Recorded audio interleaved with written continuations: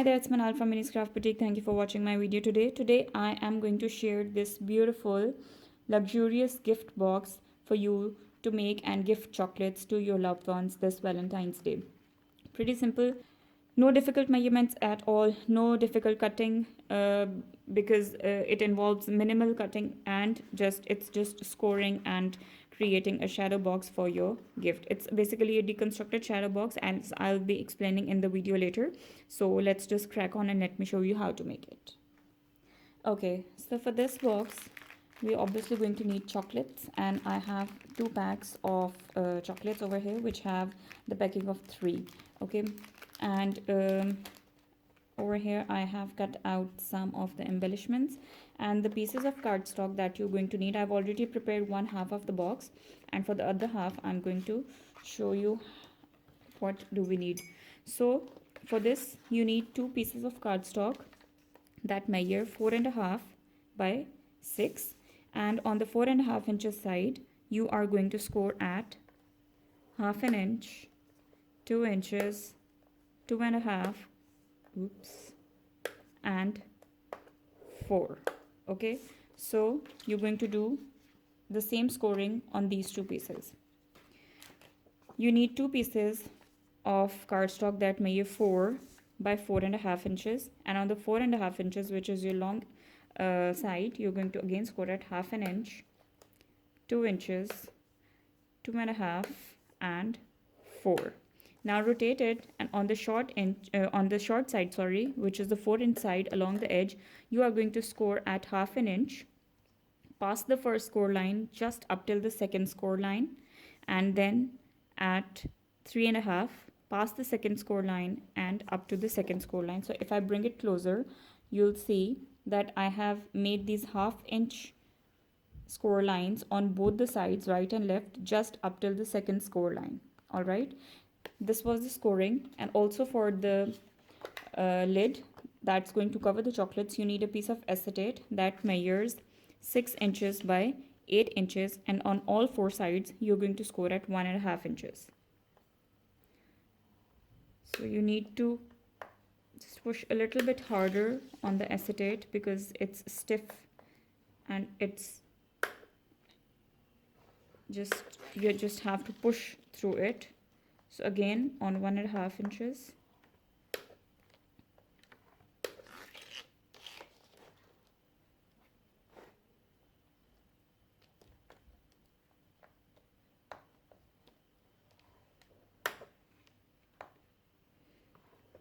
And you see that it's already taking its shape. It has already started to bend the way we want it to. Okay, so this was the scoring that we needed to do. And the pieces that we have scored, I'm going to reinforce all the score lines.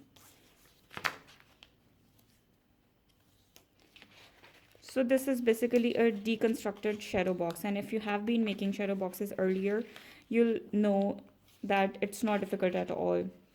The shadow boxes are made just using 1 piece of paper, but over here I have cut the paper out into 4 smaller pieces, and each piece is going to form 1 side. So now a bit of the cutting that we need to do. So if you see over here, these are the tabs which we created on both the sides. You are going to cut up this score line, okay, up till the second one, and from this point over here you can see the third score line. We are going to cut diagonally from this point up till this corner. All right, like this. Okay, and we're going to do the same on the other side. I'm going to create a corner first of all, and then you can see how I have created this lip over here, and we are going to cut off all of it, this, just like this. Okay, so you get this shape, and this one I've already prepared, so we are going to fold it and just join it together. I like to cut a bit, just a little hair off of the edge on one side, because when we fold and construct these tabs, there's a little bit of room for the paper to just hang out of the box. All right, so I'm going to put some liquid glue. If you want to use double-sided tape, you're more than welcome. So on this 1/2 inch tab, I am going to put my liquid glue like this and just fold it like this and bring this 1/2 inch tab over here. So you get one wall of the box, you can say. And just do like this. And you can see that we have got this sort of rectangular, you can say a cuboid. Okay, and we're going to do the same with this piece that we have created, putting glue on this 1/2 inch tab and then just bringing this 1/2 inch tab over this and giving it a good press.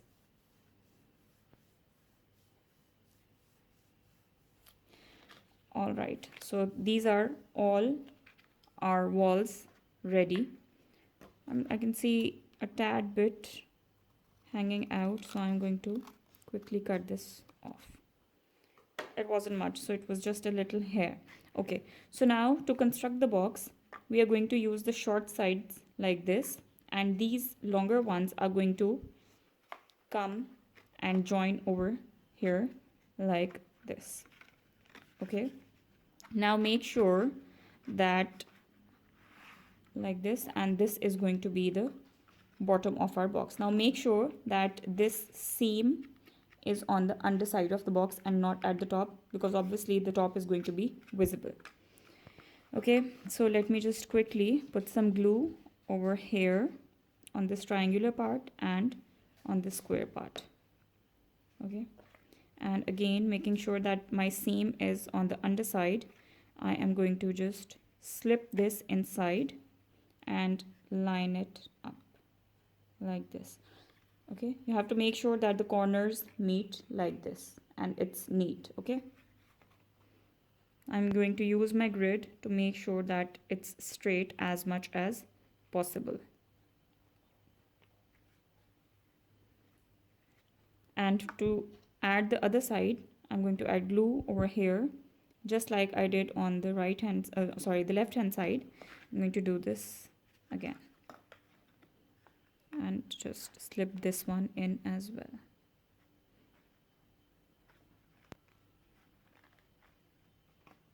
Let it rest for a minute or so, because this joining is very important. This is going to hold your box all together. So make sure before you put your chocolates inside, your box is all dried up and there's no glue or there's no wiggle room for the cardstock to move around. So I'm going to join the base of the box as well, like this, so both the pieces can easily take equal time to dry out. All right,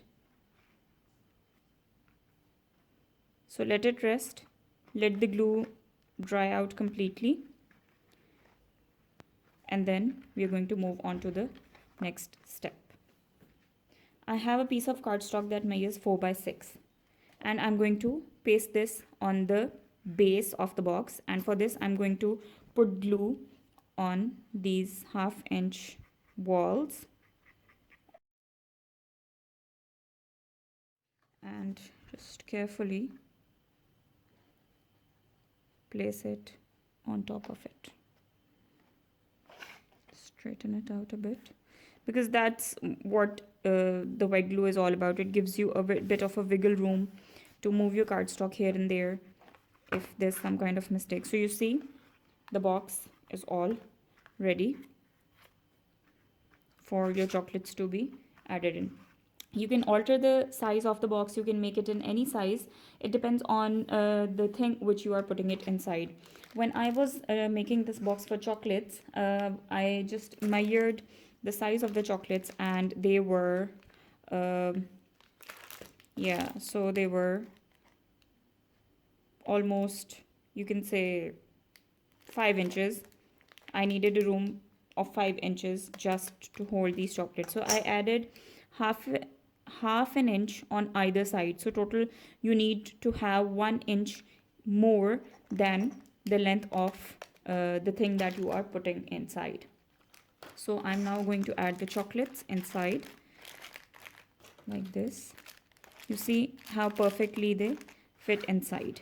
It's just, they are just snug inside.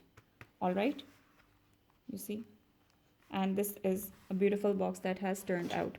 Okay, so now for the lid, we have already scored, and I am going to reinforce my score lines over here. And it's not a struggle because the acetate, after being scored, it already starts taking its shape. It starts bending, and I'm just reinforcing the score lines that I created.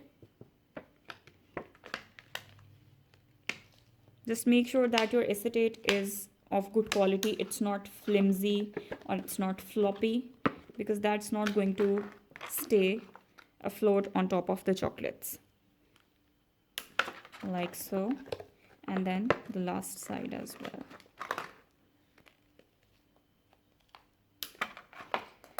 Now we are going to cut off all these 4 squares on the corners. We are going to completely take them out. So very carefully.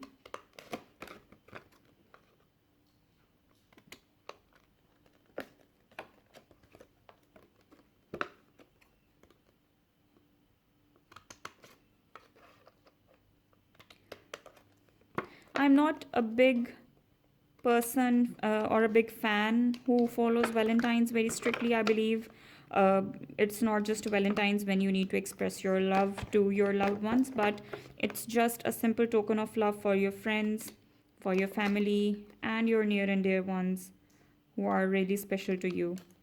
So just a little token of love for all of them. So okay, so now we have just taken off of all the squares, and I am just slightly going to take a wedge off of each side. So if you see, if I bring closer, you see that I have just taken a bit off this side as well, and I'm going to do this on all the sides.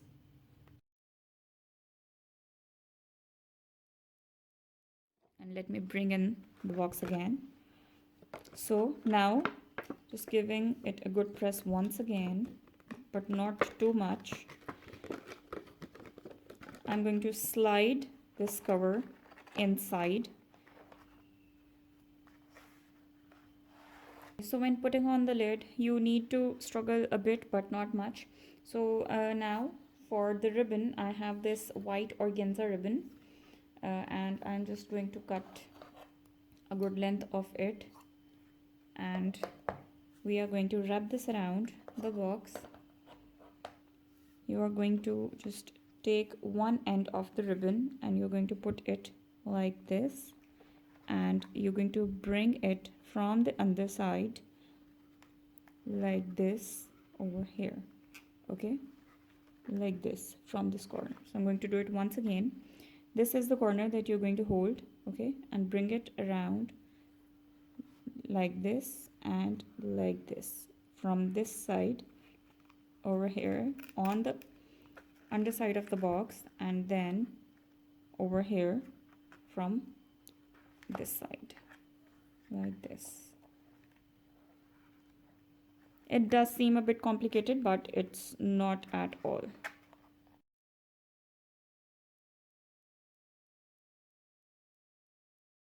You can see that our box is ready. I did prepare these tiny little hearts as embellishments by heat embossing this stamp set from Papermania Do Crafts, and I think I am just going to let go of these. I'm not going to put any of the embellishments anywhere, but if you want to, you can by all means add a personal note or add some kind of embellishment on this, but I think this box looks enough with what it is right now. So I hope that you have liked today's project and you are going to try this box out and gift chocolates to your loved ones in a special way. I do give away chocolates, a lot of them, but I believe that giving away something in a handmade box or a gift bag takes it to another level. It brings happiness on others' faces, and that is what I enjoy the most. I enjoy making different boxes, different packaging for the gifts, and I hope that you have liked it as well. And don't forget to share your feedback with me as well. Share in the comments and subscribe to my channel if you haven't already, because in the next coming days till Sunday, which is the actual Valentine's Day, I have a lot more interesting projects for you to give to your loved ones. So I hope to speak to you soon. Take care. Bye.